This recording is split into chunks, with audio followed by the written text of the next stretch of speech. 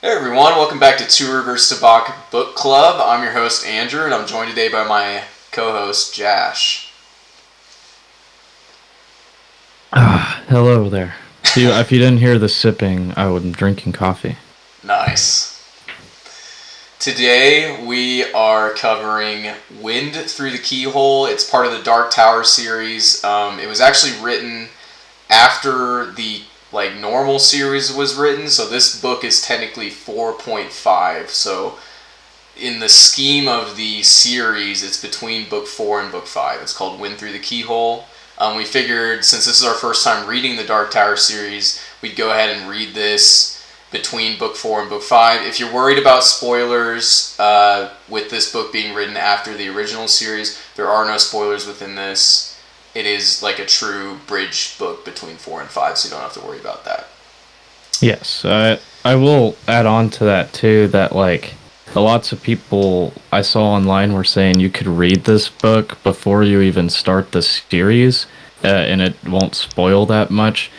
I disagree a little bit because it does start off like immediately after the fourth book, and so it talks about the Emerald Castle and like all that other stuff a little bit. So it does spoil Roland killing his mom and accidentally, and Rhea and all that stuff. So it's like I'd say it's a minor spoiler. It doesn't it wouldn't ruin the series because it does leave enough out to where I guess it wouldn't matter. But I would just say read it in order the way it's written. So read 4.5 after you read book 4 instead of reading it before book 1. Would be my opinion. I would echo the same sentiment. If you're thinking about eventually reading this series, I would think if you're watching this, you're obviously reading with us, or you have already read it. But if you're thinking about getting into this series, I would definitely read the first 4 books before reading this one because, yeah, like Josh said, there's some stuff in here that I would think would technically still kind of spoil some things. It's not like huge spoilers, but yeah, I would Yeah. read the first 4. And we have to be careful with the audiobook version too, because at the end of the audiobook version, it has like a chapter or so of the last book in it. Oh, So be careful about that since we're reading these in order.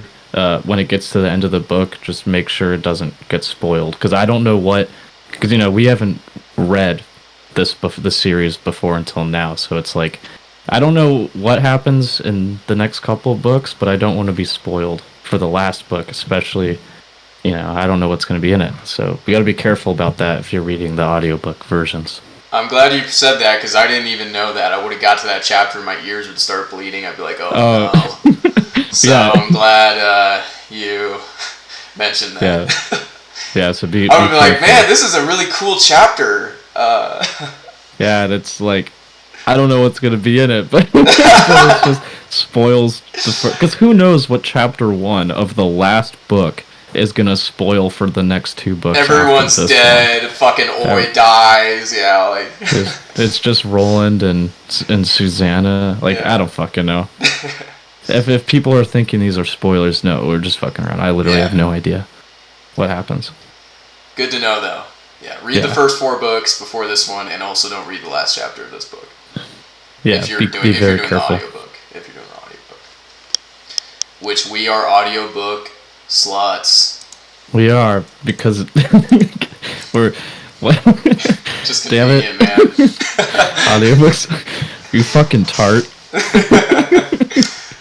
Timestamp that, Jeremy. Yeah. Yeah, Like, hey, thank you to our executive producer, Jeremy. Really shout out to him for making all our clips and editing all our videos. Thank you so much. that's funny as shit. God, I wish we had a guy like that. That'd be. Dude, right? Well, maybe if we start making money off this, we could hire somebody. But then again, that's just I'd rather, probably pocket that. Yeah, for real. Anyway, do you Let's want to get start off? started, yeah. Alright, so yeah, this is book 4.5. So, like Josh said, these events are going to take place right after they leave the Green Palace, which, if you remember, is where the Katet was, and they had a brush with the Dark Man, the Tall Man. Oh, Randall But Flag. But it's also like a Wizard of Oz kind of experience, which there are more Wizard of Oz references in this book. Which, being from Kansas, I've heard too much already in my lifetime, so... It makes me just cringe like- every time, but, it's kind of funny. I'm It is glad really he's funny. even, like, referencing Kansas at all, so... Right. I wonder how native Kansas natives like get to this part and they're like, oh, like Kansas. Is it like the same way where in like book 3 when they were getting all the three, Susanna, Jake, and Eddie in New York? I've never been to New York. I haven't been to New York City. Yeah, me so either. it's like oh, that's cool, but like I don't, didn't grow up near a city or in a city.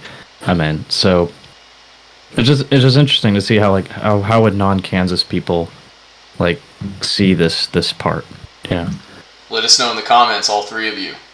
Yeah, please. I want to know. I love corn. All right, what's the next? All right. I also love corn. So the quartet, they leave the Green Palace. The first thing I wrote down here in my notes is they basically meet an old man named Bix. I love the names that Stephen King uses. They're just fucking hilarious sometimes. Right. Bix. So they all sit and eat, and Josh's favorite word, they palaver. Damn right, they palaver. They fucking have a palaver. Put that on a shirt. That word. So the old man Bix, he takes them across the river after they have their palaver. Throughout all of this, I'm just going to mention that Roland begins to remember stories, his mom told him as a kid. One of them being the wind through the keyhole. Ooh. So I'm just going to mention that because it's mentioned a few times as we read through this. The next kind of part I mentioned here in the notes, so there's a stark blast coming. So it's a big storm. Oi, being a bumbler, is able to sense it, and Bix, I believe, is also able to sense it. But Roland actually admits that he wouldn't have been able to notice if the stark blast was coming if they didn't have Oi and Bix. So it's actually good that they were there at the time. The stark blast is described as being pretty gnarly. It's like near instant extreme cold to the point where it destroys trees, it kills plants. It freezes everything, and then there's also gale force winds that blow everything away. It can blow children away. It's so strong. It's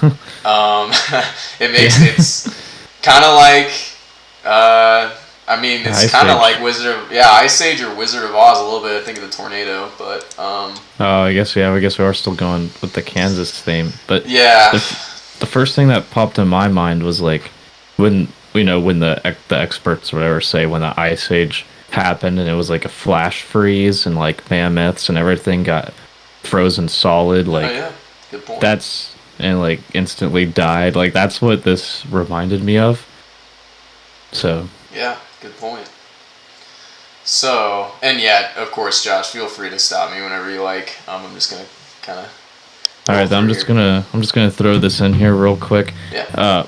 Stephen King, you're a fantastic writer, but for the love of God, don't narrate your books again. Oh man, we didn't even mention that. We gotta talk about that right now. I feel like this episode's gonna be kind of long, but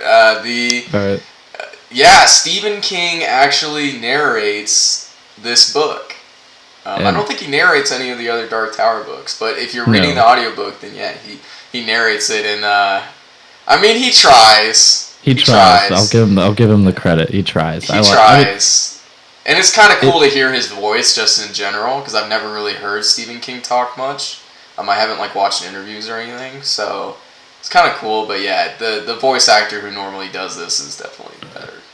Yeah, so it's weird because you go from the first 4 books with the actor, and you're like you have everyone set, and it's really good, right? And then instantly it just goes to Stephen King's monotone talking, which at first took me way out of the story. Because I had to my brain had to refigure out who everyone is and they're talking, because the way the actor does it, everyone's very distinct. But when Stephen King does it, everyone's mostly the same. So it took a little time. It wasn't until probably 20 minutes into the Skin Man part where I actually was like getting into it, so my brain could refocus. Because the chapters 1 through 17, if I'm gonna be honest, Stephen King basically, I couldn't pay much attention. I tried, but the way it was going, but It's I'm used to it weird, now. you know. It's weird going like your first 4 books, you got this same narrator, and you're used to a specific voice, and then you get to this book, and it's a completely different voice. It's just harder to register who's talking because you're just used to the first 4.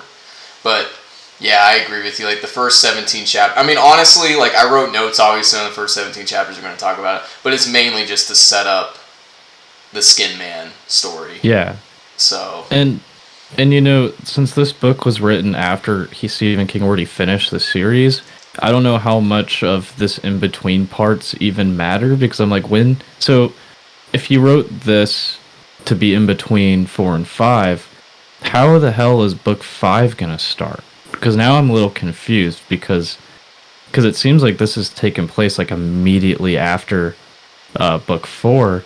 So how's book 5 gonna start? Is book 5 gonna be like a couple months after that event or what? And so Stephen King, after he finished, was like, oh, there's some empty space in between here. I can just go and write it. I don't know yet because I haven't read the 5th book, but that's what I'm curious on. yeah, that's a good point. It'll definitely be interesting to see how that kind of fits into the puzzle piece between 4 and 5. But yeah, I guess we'll kind of find out. Yeah. So overall, for me, Stephen King's very distracting, I guess, at first. But now, because we went straight from voice acting to Stephen King, but now I'm used to it. So now that it took like a couple hours, I'm now dialed in. So I might need to go over and reread the first part, but whatever. So that's my thoughts on that. So Yeah, Stephen King, just stick to writing about weird shit. yeah, and let me listen to voice actors act out your weird shit. It's funnier that way too because they have to read it. But it is also kind of funny having Stephen King read his own weird shit. I wonder what he thinks of it. He's like, man, I really wrote some weird ass shit here. Oh my god, yeah. I'll bring like we're gonna take this little section we're talking about, and when we get to the point that I'm thinking of, I'll bring it back again, and it'll be full circle because there is a point in here where I want to mention that. Hell yeah! I wonder if you know which part I'm talking about. I can suspect, but I'll wait for you to prompt it. Yeah. All right. Well, so where were we here? So yeah, so there's a Stark blast. It's coming. They need to get shelter because they could kill him.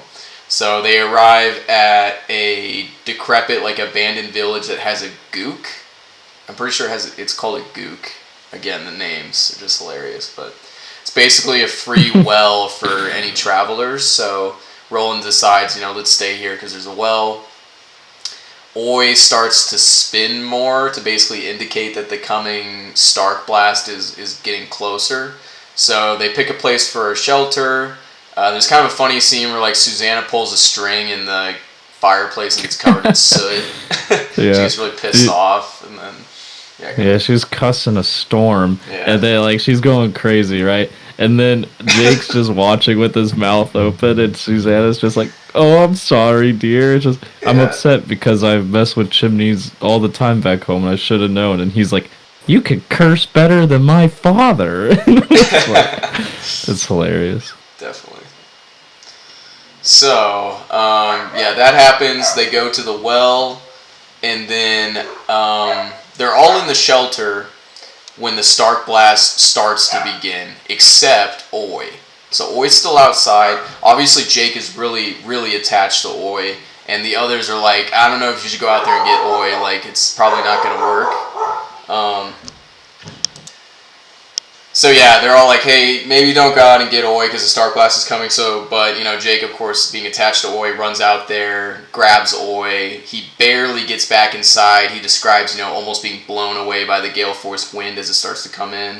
Roland actually grabs him as he's coming to the door to help pull him in, and they all get in and of course survive. But yeah, so this part, it really goes to show the character development between everybody, especially Roland, because at first he was willing to kill Jake, right, to get to the Dark Man, and then in book 3, book 3, when Jake's on the bridge and Oi bites his arm, and they have to do that whole trade and shit with the crazy dude.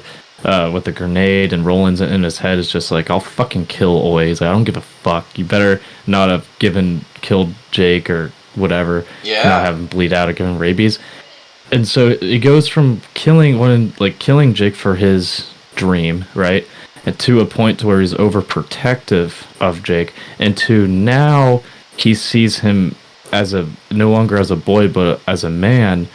And so when Jake goes out there and runs for Oi, Eddie's like, oh, let me go help him and shit. And then Roland's like, no, always Jake's responsibility, and let him go do it. And then Eddie's like, no, fuck you. And then Roland beats his ass and like throws him inside. Yeah. And obviously Jake makes it back, and it's just good character development, because like Eddie obviously still sees Jake as a boy because Jake is a boy, but now Jake is a gunslinger, right? He's held to a higher standard that Roland holds him to now. So and we all know no one's gonna die in this book. I mean, it was written after the series. Yeah, you can't you can't kill him off in this bridge book. It wouldn't make any sense. So. So it's not gonna happen. Yeah. So I think it was just good character development to see with Roland, and it's the same thing we've seen repetitively in Jake too, about him taking responsibility for Oi. So yeah, definitely. Maybe a little bit of foreshadowing there too, just because we have 2 instances now where Oi almost gets Jake killed, right? Yeah. Oh yeah. So, but Oi also saves them when they're fighting the TikTok man in the city. True. So, Roland had ways. A pet bird. Yes. Yeah. That's it. All right. So yeah, they all get back in the shelter. Obviously, nobody's gonna die in this story, but they have to wait out the Stark blast, and this is where the real meat of the story begins, because Roland is actually gonna tell a story that happened very quickly after the death of his mother. And as a reminder, obviously, he killed his mother when Rhea, the witch, disguised, messed with his mind and stuff, but he ended up killing his mother. So the story and this is where we're going to transition from chapters 1 through 17 to the Skin Man part 1, so that's kind of the dividing line here. So the story begins with a conversation between Roland and his dad. So they kind of talk about his mom dying, and his dad kind of tells Roland, hey, you really shouldn't blame yourself for this. It really was due to Rhea. It was due to external forces you wouldn't have known. So I wouldn't, don't worry about it too much. Obviously, being a child killing your own mother, it's still going to, affect you a lot, but Roland's dad doesn't really see him as, a murderer or anything. And that's, after that conversation, Roland's dad, Steven, of course you can name him Steven, but talks about the Skin Man. The Skin Man. The Skin Man. The Dark Man. Wait, no. Yeah, we don't know yet. We don't know if he's a damn Dark Man, but, we'll see. But, so they talk about the Skin Man. They got word in Gilead, the High Castle area, from a neighboring area talking about it, and Steven sends Roland to hunt it down. So, supposedly it's some kind of shapeshifter. And I think Jamie accompanies him. I believe Jamie is another gunslinger, right? Yeah, he's another gunslinger. I can't remember how old he is. I think he's around the same. I would assume, age. Yeah. Because we know Roland's the youngest, right? He is the youngest gunslinger, so yeah, this gunslinger would have to be at least a little bit older, but he's never been with a woman, so yes, another which is interesting. Virgin. Another virgin, except, it's crazy. Roland going crazy, getting laid all the time, and then all these other gunslingers apparently just don't know how. Yeah, even though they're badasses, but, whatever. So, I want to real quick. I want to talk about with Roland's father. Yeah. So we know that Roland killing his mom. He feels like he takes full responsibility for it, even to this Right. very day. Definitely. But even with his dad, I don't know if I would say comforting. I guess it's basically comforting. You're getting close, trying to ease his son's mind and not put the blame on him, and to help him kind of move on from it and heal from it. And Roland never did, and especially like at the end of the last book, where Roland's just bawling his eyes out, and Susanna like hugs him and shit. So and Roland's just like, I killed her and like all this stuff. So it's like, I'm even sad. I'm sad. And I mean, I don't That's pretty bad. expect, yeah. Well, I don't expect Roland to get over it so soon, especially after it happened. But it was interesting to see that once his dad found out about it, what his reaction would be. And I was almost like, I didn't really know what to expect, but I wasn't expecting him to be like this. So it was actually a fairly uh, good surprise. Yeah, no, you'd think Steven, being this really traditional person from a long line of gunslingers, would be a little bit harsher with his son. But yeah, he definitely, there's more of like a heart to heart moment in that situation.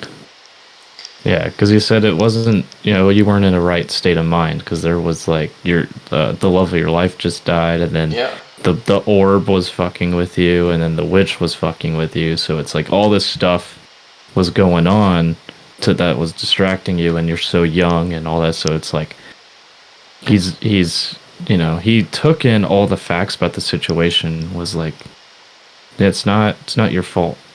Yeah, definitely. So and then yeah, so I guess this is a good way to, because I don't know if we find out about Cuthbert's and Elend's deaths or anything in the next books, but I think this is a good way to uh, get away from them for a bit and kind of get some a little bit more world building in by bringing in another gunslinger and seeing how this guy reacts and what new cities and creatures we can learn about in this world. Yeah, And who definitely. knows? Like the next book's called Wolves of Kalila, whatever. And so this Kalula. shapeshifter so far is like getting a little wolf-like. So Yeah, who knows? Maybe it's just foreshadowing for the next book. definitely. But Well, yeah, now that we're bringing sorry. up the Skin Man, I remember when we were talking about this book and we were looking at the chapters trying to divide it out for videos, I saw that this was called the Skin Man. And I mean, that name by itself is just kind of creepy. The Skin Mhm. Man. Yeah, um, but when he mentions us as a shapeshifter and stuff like that, I'm like, oh, okay, this is pretty cool because this is clearly based off of like skinwalkers from Navajo culture, from Mexican culture, and like at least in New Mexico, that shit is taken really seriously.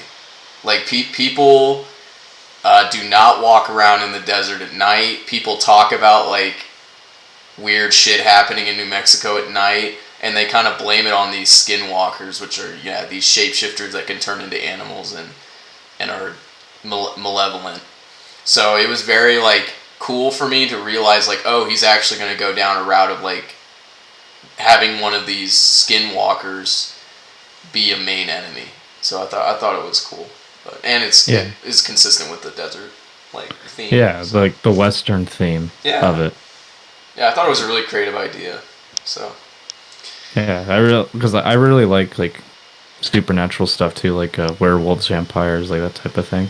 yeah, And so this is like a cool way to introduce that kind of creature into this world, and it makes sense with the series that Stephen King, the world he's building. It doesn't seem out of place. definitely. No, it's I definitely mean, consistent with the theme. shit. In one of the previous books, book I keep bringing book 3 into this, but it was like I think it was book 3. Anyway, yeah, Susanna like had to like rape a demon to Yeah. like make sure Jake God, I could get forgot about yeah right. I'll never forget that scene. that. she, she so like in a world that happens, a werewolf doesn't seem so out of the park. It did seem, yeah, honestly, it did kind of seem a little more tame. Because I was like thinking of the Skin Man. I'm like, God, what does the Skin Man do? What does he like?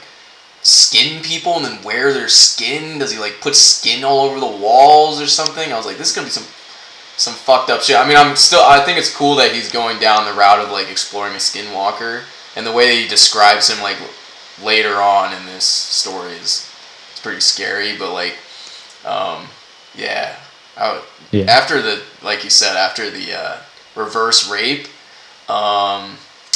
anything's on the table. So yeah, literally. Why didn't Stephen King read that book? Right. Man. Jeremy, I need you to cut that out. Clip that part. Yeah, just cut this whole episode. Just trash it. Trash it. It's shit. Trash it. Trash it. Start over. All right. All right. So where we at here? So in my next note here, so again, Roland and Jamie, the other gunslinger, they're going to the place where the Skin Man supposedly is. I believe the place is called Dubaria or something like that. I'm just going to mention really quick here, just another one of those funny Stephen King things, but he talks about a diddle stick prostitutes use. That just made me laugh out loud. I was listening to this at the gym and made me laugh out loud. It's kind of funny. Yeah. Roland had no idea what it was. His father is like, go to these people. The women are man eaters. Yes. What did he say about they're like, what exactly did he say about the diddle stick? I don't remember. I can't remember exactly what he says about the diddle stick, but it just was a funny name for like a dildo that just made me laugh. Yeah, it's like they're huge. Yeah, they're huge. And that kind of leads into this next part I was writing here where, like, you know, the train stops and they have to ride to the rest of the way to town. But before that, there's a guy who talks about, like, yeah, large women who eat men and they, like, show their boobs to, like, get men to come to them so they can eat them. Just some wacky stuff that only the great Stephen King would think of, but it's literally hilarious. It's like so funny. It's so funny. I love it. Yeah, I love it. They were just. It was like, watch out. They'll flirt with you and they'll show you their titties, but don't fall for it. Yeah. So, like they'll eat you. Don't fall for it. It's kind of like sirens. Like don't fall for it. Yeah, mermaids. Yeah, mermaids. But yeah, so that kind of leads into the next part here where they get out of the train and they ride their horses the rest of the way to town. And then they kind of talk about some stories that they heard about the Skin Man, including, you know, a couple being murdered and, you know, the killer being some kind of animal, but it was able to walk upright. So still, you know, consistent with like that skinwalker theme. And then they meet one of the large women. They describe her as one of the most enormous women they've ever seen. Her name is Everlyn. Apparently her breasts are so big and wide that each one of them could just be underneath one and like hide underneath it. So, just another one of those things. Like an umbrella. Yeah, like an umbrella. But despite, you know, people saying, oh, don't talk to these women, they still, you know, they share a meal. They have a palaver, if you will. Ooh. Everlyn, the big lady, she's like, oh, we're not going to eat you. That shit's like fake. And then a normal sized woman comes out. And then we really start to get into this story, the real stories of the Skin Man. So the normal sized woman talks about how she was getting water from a well with another woman. And the Skin Man came, bit the head off of the other woman, chased the other woman around. So this is... yeah, go ahead. This is the part, what I was talking about earlier, is like Stephen King reading, like, just the weird shit he writes. Yeah. So we find out during this story that while the other lady's trying to escape, that the Skin Man... So Stephen King goes into detail about how do I put this? How the penis of the skinwalker is very erect and is ready to rape this corpse. And Stephen King himself is reading this. Yes. And it is fucking hilarious. In fact, he describes it as a scimitar, like a sword. Yeah. Yeah. It was it was it's it's Stephen King. it's, it's that's really all it is, and it's like uh I don't really know what else to say about it. It's your daily It's in dose the of book. what the fuck is Stephen King gonna think of today, and he It's- thought of a scimitar penis raping corpses. So yeah, and sometimes like it does take like uh I don't want to say a sick mind, but but it's interesting for sure. Like, would the book be better without it? Probably not. So it's probably good that it's in there. I mean, this is what you expect, you know. I'm always Yeah, entertained by his books. Am I clearly. entertained in like a positive "I love the world" way? Maybe not. You know, thinking about a scimitar penis. Yeah, but It's it's not like something you think about every day, but it definitely captivates my attention. yeah, it's So like stuff like this where well, like even later on, I'll get into more detail about this idea that I have that I think Stephen King's going for with this creature. But this is one of the first instances where we start to realize how primal this beast is. Uh, I was gonna look up like like the id, ego, and super ego. yeah. I forget the definitions for all of them. So This monster would be like all id, like all 100% it, id. yeah. Yeah. So yeah, so that's kind of what I was going for. And I'll go into more detail about it later on when we get to one of those other parts. Yeah. But just going to show you that this thing is willing to is like we don't even know what it's thinking. Is it just going on a rampage and just going on what its primal feels are, or does it like have a intellectual motive? Which I don't think it does. At this point, it's setting it up to be just, oh, I'm hungry, I'm going on a rampage, or now I'm horny. So it's like going through all your basic primal needs, Right. Without a conscience. It's kind of just like a rabid animal, you know. Yeah, so far that's definitely how it's being presented. There doesn't seem to be like a higher purpose, I Yeah. guess. So what I'm trying to say is that Stephen King describing this centaur's penis makes sense. It's not just there to be gruesome or just to be out there, just to be rapey or anything. It serves a purpose within the character dynamic of this creature.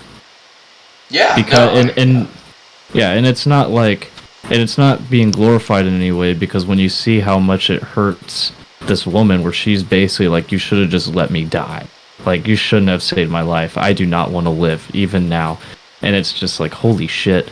So I don't think if anyone who's like, oh, I don't think Stephen King should write about it, is blah blah blah, well, it's like, yeah, I get it. From if you don't like it, you don't like it, and that's fair. Just reading Stephen King, you got to know he writes shit like this. So, and knowing that, at least it's not just out there to be out there, right? It's given a purpose to show you exactly what this thing kind of like, how it thinks, what it's willing to do, and how does it impact the people around it.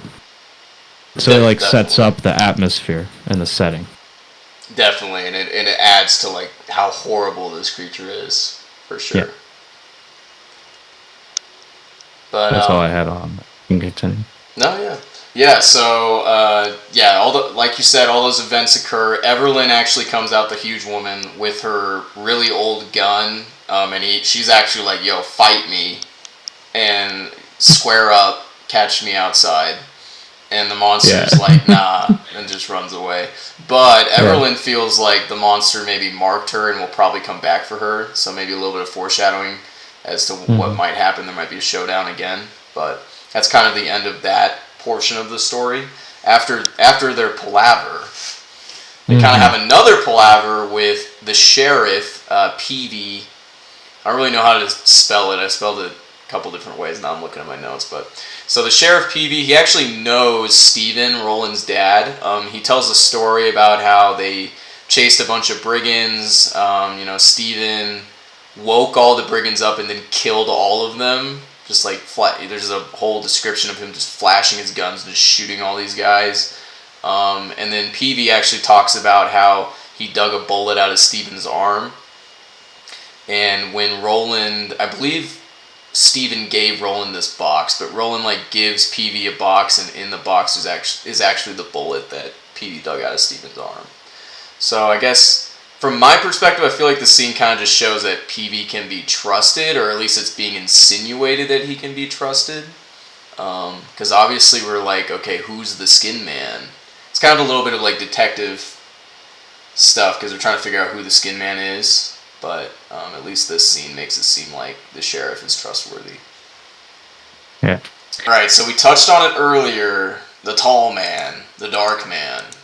So do you think the Skin Man is going to be a version of Randall Flagg? Or do you think it's just a separate thing? I think it's a separate thing. And so I haven't read all the books with Randall Flagg or the Dark Man, and I've read The Stand and then these Dark Tower books. So I know there's at least like 2 other books, I think. There might be a little more, but I don't know. I can't remember. With him in there, and so far after seeing how he works, I don't think this is him. Especially like I know right now he's Walter. All right, like the guy who's, I believe so in this series so far. Yeah, so I know this isn't really like a spoiler for anything, but I know that like the Dark Man, like Randall Flagg, like he's not the only person like that, or at least he's not hinted to. I've never like seen any other iteration of people like him, but there may be other kind of people like him out there, but I don't think this Skin Man is one of a creature like him, and I don't think it is him, because Randall Flagg is more like when you think of a like that song "The Devil Went Down to Georgia," and you think of like a devil or like a demon being very sly, sneaky, very creepily uncanny, grinning, and very, what's the word? I want to say lethargic, but maybe I fucked that word up. Anyway, it doesn't matter. Like, when I think of the Dark Man, I think of like classic Satan in a tuxedo with a very wide grin. It's like, you know, this guy's insane, but he's very good at talking. That's why and this isn't really, like, he is capable of stuff that we're hearing about, that this game is. He's capable of that stuff, but it's not his immediate MO. So, I don't think this has anything to do with Randall Flagg. Or the Dark Man in general. Agree with you, because it definitely seems like, at least from our experiences with the tall man so far, this isn't, like you said, it's not really his MO. Like, this isn't really how he tortures people, I would say. He's more, he likes to fuck with people in other ways, not just straight up, biting their heads off and, raping people, so. And, like, from what I've seen is he's capable, like, he is strong enough to be able to do stuff like this, but, like I said, like we said, it's not his immediate MO. He's more talky and very trigger happy. He doesn't have very good patience, so he's more of a conversation guy rather than a straight up brute. So I mean, he is brutish, but it's more his brutish stuff comes secondary to his first nature, which is just manipulation. He definitely reminds me of the Joker, and like similar to the Joker doesn't fuck with people in the way this Skin Man fucks with people. He is more manipulative and a good talker. So I got a question for you as well. Let's go. So this story we heard about Roland's dad. All right, when Roland was like, usually I wouldn't let this conversation go on that long, but I don't know many stories about my dad. And so knowing that this book was written after the series has been written, do you think we'll be getting more stories with Roland's dad, or do you just feel like we may get one more that'll kind of brush up Cubert's and Ellen's death in the next books and show a little bit of his dad? Or do you think we'll get more stories of his dad I hope so. In future? Yeah, like, I hope so, but I feel like him including a story in this, like, book after the other ones were written makes me think there's maybe not that many, so maybe that's why he wanted to try to, like, include one in here. But I hope we do, just because I think it gives more context for things, and it you know, illustrates more like what his dad valued, and that kind of shows more of like Roland's character. So I enjoy those stories, but I don't know if there'll necessarily be more. What do you think? I don't think we'll be getting much of his dad in the next books, and the reason is because, like, so you're not gonna make a 4.5-ish book, right? You're not gonna make an in-between book if those kind of stories were already told. Right. So reading this book gives me the impression of whatever we get in this book is lacking, not significantly, but at least lacking somewhat in the following books. So when we have more about Roland's adventures, or more to help world build a little more, or when we get stuff with Roland's dad, it makes me think that we're not going to get much of that in the following books, or else why would Stephen King have felt the need to write about it now? It definitely checks out logically. But we'll find out. We'll find out. Overall, cool story, bro. Yeah, man. I never thought I'd get that bullet back there, boy, but that's cough for you. I don't trust that guy. I don't trust him. You don't trust the sheriff? I don't trust him.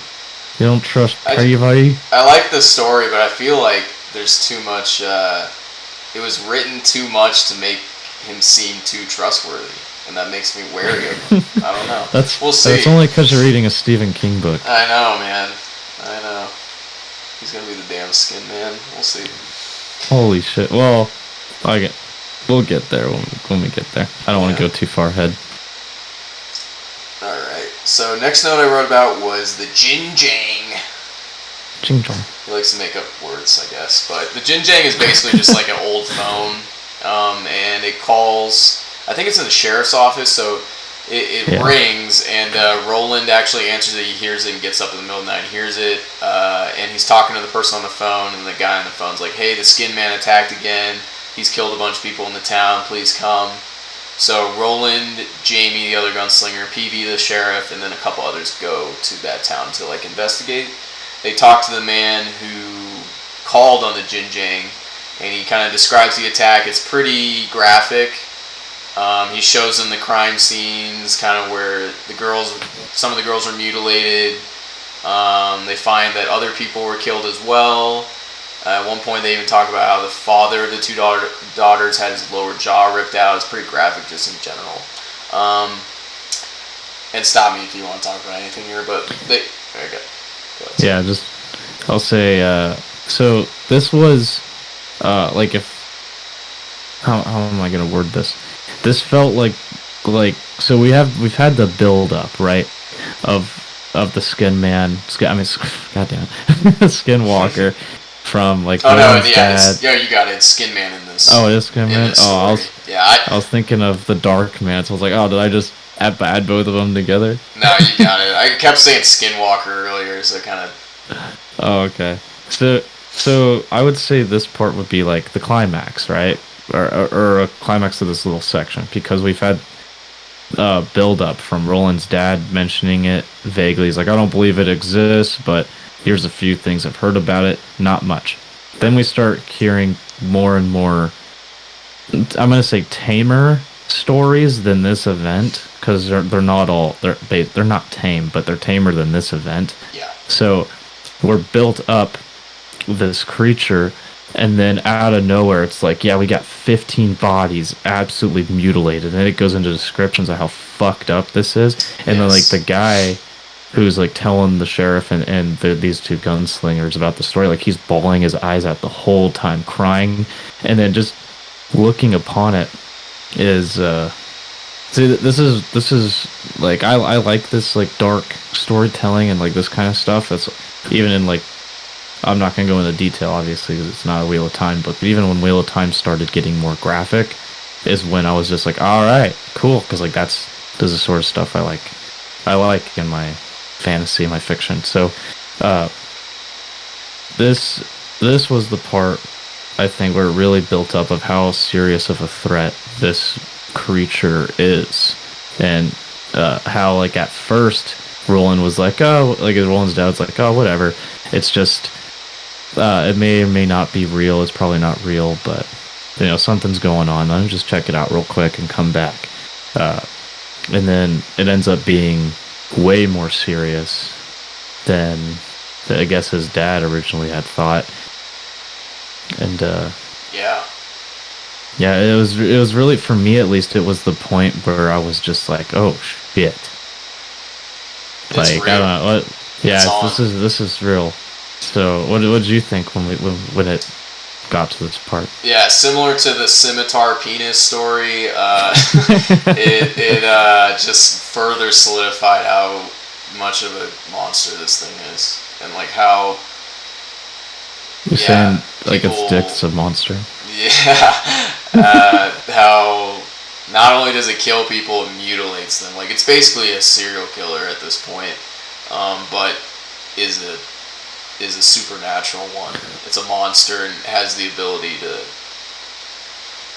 shapeshift, and it's even worse than like a run of the mill serial killer. But it definitely gives me kind of like a serial killer vibe as far as the arc, as we like now really see the crime scene and see what this thing is capable of, like you said. So I liked it as well because it really, because you know when you first hear about the Skin Man, you're like, oh, it just shapeshifts and kills people. Like, you know, it's not that crazy for a Stephen King type enemy. But then like you get these stories and you're like, Jesus, like this thing is Yeah. horrible. This So this was the part where I was just kind of like thinking of like what separates like us humans from animals, right? It's the conscience, obviously. It's our ability to critically think and comprehend stuff and have morals and stuff like that.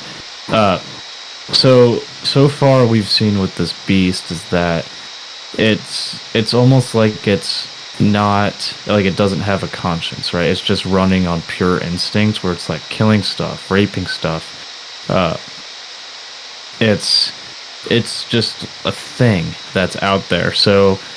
Uh, so we got the humans like Roland, you know, versus this unthinking, unconscious being that's focusing just on the primal needs. Uh, at least we don't know for sure, but that was like what I started thinking, because obviously it's like a thing that turns back into the human who turns into this. So we don't know whether when it turns into this is when it just goes crazy, just primal, or if it does think with a conscience. So I guess we don't know yet. But these are like the things I was thinking of when we got to this part. yeah, it's definitely still further illustrating that maybe this thing doesn't really have a higher purpose. But yeah, I guess we'll kind of find out if that still remains the case later on here. But after that scene, they see, you know, all the mutilation, and then they continue to follow the track. So they try to track the Skin Man, and they kind of see that he transforms a little bit. Like it seems like he's a bear, and then it seems like he turns into something with hooves, like a horse or something, and then it turns into like a dog type creature, like maybe like a coyote or something, and then it turns into like a large cat, like maybe a cougar or something. And from what they could tell, maybe the constant shape-shifting from that is maybe because it was in pain and it fell down. So they kind of track it to a shed, and they think it might be in there. So you have kind of a tense moment where they draw their guns and they kind of start to look around. They think, it might be in there.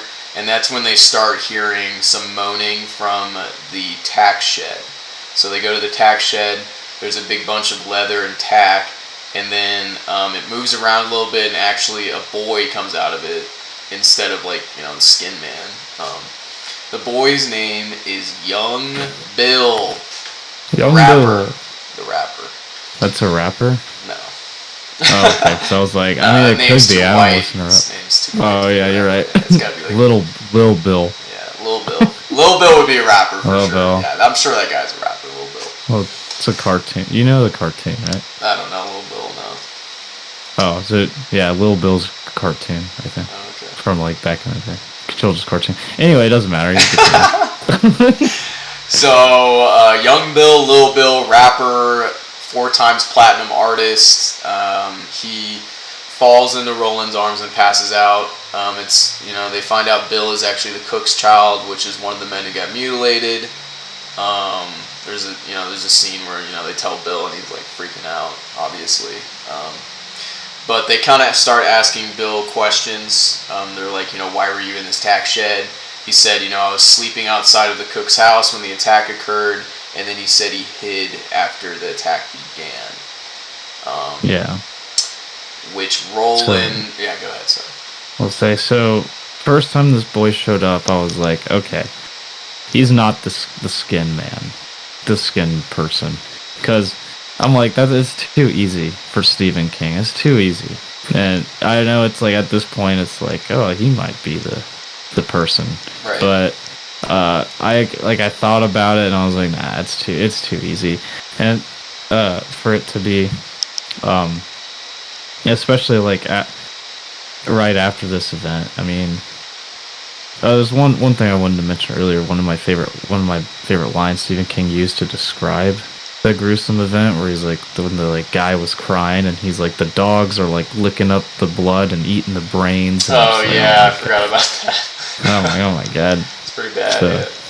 Anyway, I just wanted to mention that real quick. But anyway, so like the boy, it's interesting now, because now we got this boy who doesn't have any parents, and Roland recently lost his mom.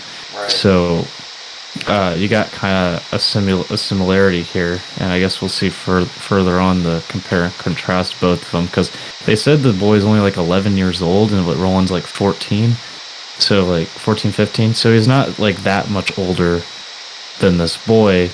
But I guess since Roland's a teenager can think and act a lot better, or a lot different than an 11-year-old, but it's just a little interesting to like compare and contrast these two at such close ages, going through similar but different experiences with a parental death.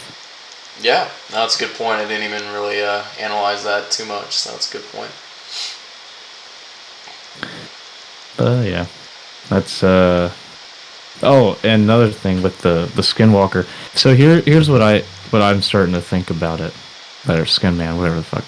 So throughout the stories and stuff we've heard, people describe him as different animals, and then we get to this part where they're tracking the footsteps, and they're like, oh, it could, like, it changes animals. So it seems like, right, from its footprints it changes animals. So what I'm thinking is that it can shape shift into a bunch of stuff.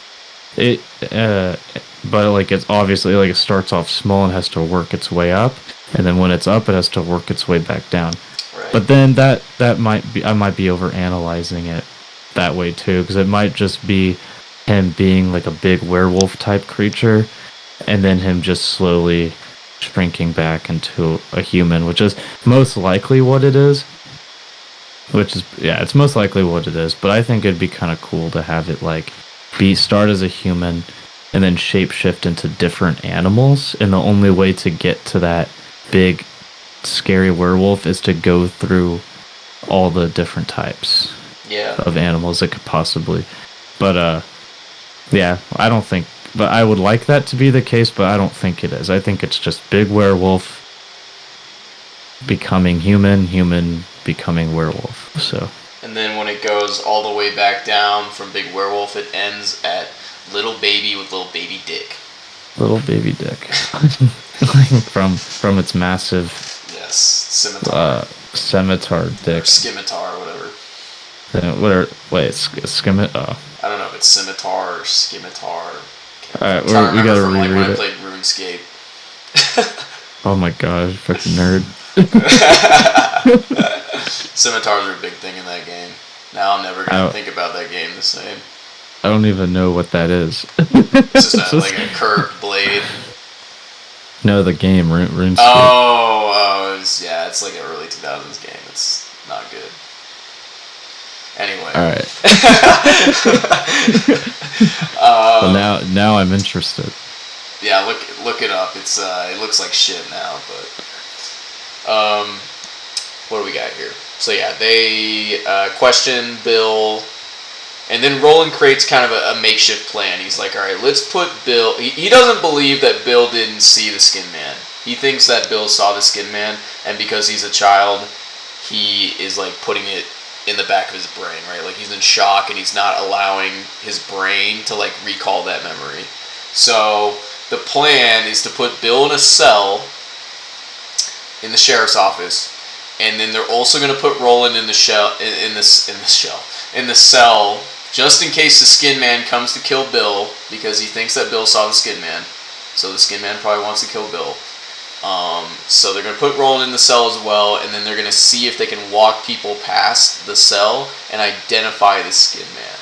So Roland kind of tells the sheriff about his plan, PV, and PV agrees to it. It kind of shifts a little bit though, because, and again, you can stop me whenever, but Roland gets Bill alone, and he actually hypnotizes him, similar to what he did to Susan Delgado in the previous book, when Susan couldn't remember what Rhea did to her. So young Bill, little Bill, describes seeing the Skin Man. So it's confirmed he definitely saw the Skin Man, and he saw some of the attacks on the people. So Bill is actually able to describe a pretty good identifier. He describes a tattoo of a blue ring on the Skin Man's ankle. So now they have like a pretty strong identifying piece. Yeah. Okay, so... Yeah, go ahead. Alright, so first thing, I looked up pictures of RuneScape, and I am heavily judging you right now. Yeah, it was like in 2000, God, I'm trying to remember. It's probably like 2008, 2009 when I played that game. I was like 10 years old. Jeez, that's 2000, oh my god. Yeah, it was old, man. But in college, I played it again with some friends just for nostalgia. It was ass. That's awesome. It was ass. But it was That's funny. It had a moment in like 2000. It had. That's great. Okay, so back to the book. So this is where I think Stephen King's great when he comes to thinking things out and showing that Roland is a good critical thinker. Like he may not be creative, but he's a good critical thinker, because he was able to think of a plan. He's like, okay, so we know this boy is alive. Eventually, like, word's gonna get out. The Skin Man's gonna know he's alive. How do we protect this big ass monster? I mean, how do we protect the boy from this big ass, or potentially big ass destructive monster? We lock him in a cell. But the thing is, that's like a double-edged sword, because if it's strong enough to get through these bars, then they're fucked. But right. Then Roland's like, I'm gonna be with the kid 24/7. So not only is he using the kid as like bait, I get, in a way, well, because he is, but he's using this to kind of corner the monster too, to where it won't have, like, the fit thinks that this kid has seen him and is going to rat him out in his human form, right. Then he doesn't have a choice. And so by having the kid in the jail cell already, in a confined area, is gonna Roland being there is gonna give Roland an advantage in a way to take it out, because we don't know if it's strong enough to really fight off a bunch of bullets or anything yet, so we don't know anything about that. So right now we're thinking that Roland can kill this thing by shooting it. So by having it show up to get the boy in a confined area and Roland's dual-wielding, it seems pretty, from that point of view, that sorry, I got a burp, but that Roland's gonna fuck it up. And now that he knows about this ankle thing, also gives Roland the advantage, because this guy might know that the kid knows that he has that ring, or he might not know if the kid saw it or not. So there's just a lot of things going on right now, and then Roland's asking them the history of this blue tattoo, because obviously he doesn't know much about it. Right. Yep. And so he has to find out about this stuff without drawing too much suspicion about asking about it, because like this is one of those things where knowledge is power, so the more you know, the better, and the more your opponent doesn't know, the better. So it's setting up a lot of things for Roland's critical thinking ability, to where how does information not only impact your strategies, but how it also impacts the people around you, because by asking them about the blue tattoo but not letting them know it has something to do with the Skin Man makes it so he can get the information from them without them probably going and spreading it around town or to whoever, because they just see it as, oh, he's just asking question about the locals or some shit. It's not like, oh, did you hear the Skinwalker has a blue tattoo? Right. And so because anybody could be the Skin Man. Yeah, so it's like we're starting to see, we'll get more to see about how Roland thinks. Yeah, no, definitely. I think the logic of the plan is definitely sound. It's just like you said, there's some risk involved, because if the Skin Man can get through the bars and get through the deputies and the sheriff and stuff who are stationed at this, I mean, you would think, with it being the police station, Jamie being there, the sheriff being there, and all the deputies being there, that is the safest place you can probably be. Because, the Skin Man's going to come in and be a bunch of people with guns. But, if the Skin Man is able to get past the people with the guns and get through the bars, you're screwed because you're stuck in a cell. But yeah, the logic of it is definitely sound. Yeah. The reason I bring up the gun thing is because I know Stephen King likes to twist things a little bit here and there. So I know when they were searching the barns and stuff, and they saw like the shotgun was like bent, and he ripped this guy's face off, and his jaw was all fucked up, and his skin was gone, half his head was eaten, and it's like it put emphasis on the shotgun, that it was bent, or maybe it was a shotgun. I knew it was some gun. Yeah, some kind of gun. And so that just got me started thinking, is that how effective are guns going to be on this thing? We don't know yet. It is the primary weapon, obviously, of a gunslinger. It is the most powerful weapon besides the cannon in this series so far that we've seen as a physical weapon, besides for magic, obviously. But so it'd be interesting to see later on whether or not, because this plan feels like it's like a sound plan if guns are effective. So, and this shotgun was bent, so that's all I'm gonna say. Yeah, we'll have to see. We'll see. Hopefully it was a shotgun. If I misread that and it's like a bar or something, I'm pretty sure there was a gun. Yeah, I'm pretty sure. That's all. I mean, it doesn't. Either way, he can bend it. He can bend steel. He can bend metal.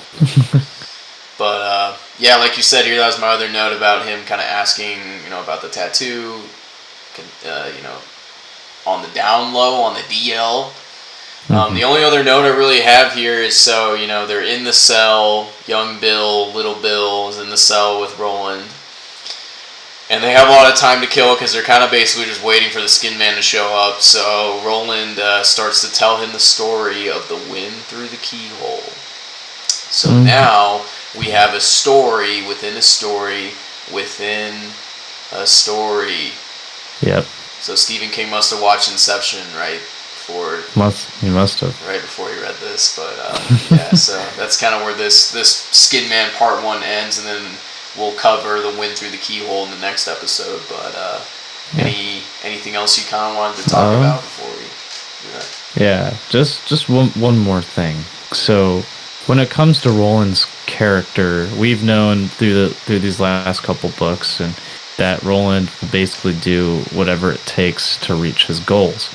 So when he hypnotized this boy, you could see the pain that he was feeling while trying to recollect the memory. And don't get me wrong, like if I was in Roland's position, I'd probably you'd have to do it. Like, you need this information to stop the Skin Man. But seeing how much pain the boy was in, just remembering, and Roland recognizing it and going through it anyway. But then after he got like the tattoo and it got to like the white mark or whatever this white mark is, we don't know. And then Roland recognized that the boy's probably been through enough and is not going to get much more, so he cuts it off there. So it's interesting to see where Roland's limits are when it comes to using this ability, when it makes someone uncomfortable, or at least a boy. Like, if it was an adult, he probably wouldn't have stopped where he stopped. But since he was a boy, he still pushed it pretty far to get this stuff, but he did stop it when he could have kept going to find out what this other thing was. So, yeah, definitely. I don't know if you had any thoughts on Roland's psyche or anything like that. Yeah, no, I mean, it's a constant thing within this series of, like, is Roland, like you said, Roland's willing to do anything he can to achieve his goal. So sometimes he's kind of painted in a bad light, like when he killed Jake. And then sometimes, he's painted in a good light where he saves Jake later on. So it's kind of, what you would expect from him. But it's good that he did stop when he did. So you still kind of see he has some sort of humanity, right? Even though we know what he's capable of doing, which includes even sacrificing a kid that's young Bill's age. But he is able to kind of like stop at a certain point and not totally fry this guy's brain. So yeah. Do you have any predictions for whatever the wind through the keyhole is? So I actually already read The Wind Through the Keyhole. Oh, okay, then never mind. Yeah. Then you can listen to me then, because I haven't read it. No, you're good. The only reason I did is because we were kind of talked about possibly just reading. You said you might just read the whole thing, so I was like, fuck it, I'll just read more. So apologies on that. But no, that's fine, because I literally told you if I had the time, I'd probably just finish the whole thing and then just read, because it's very short. I just didn't have enough time this week. The book isn't so yeah, I don't blame you, because I was just gonna like read it all and then reread the parts we don't get through. So then it's like double the memory for it. But no, I just didn't end up that way. No, so I guess we'll find out next time we record. But I'll tell you my predictions for Wind Through the Keyhole. It's set up like a bedtime story, obviously, like kind of how the old Disney old Disney movies are, like the Once Upon a Time kind of stories. Definitely. So I'm feeling that not only will the Wind Through the Keyhole have some sort of relevance to the main party and a foreshadowing to the next book, but it'll have some sort of relevance to this situation here. And I'm going to say it's going to be theme-wise. So far we've seen themes of trying to pull something out of my ass here.